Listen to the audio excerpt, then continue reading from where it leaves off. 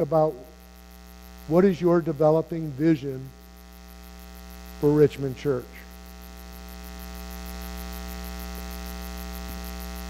There's a lot of shuns in my vision, T-I-O-N. Right now I'm thinking about we are a celebration of God's invitation to a life of restoration and transformation. I'm working on that and praying through that with God. A lot of that is already what Richmond Church is doing. But my call upon you and myself and us together is to fine-tune that and not to let some of those qualities go.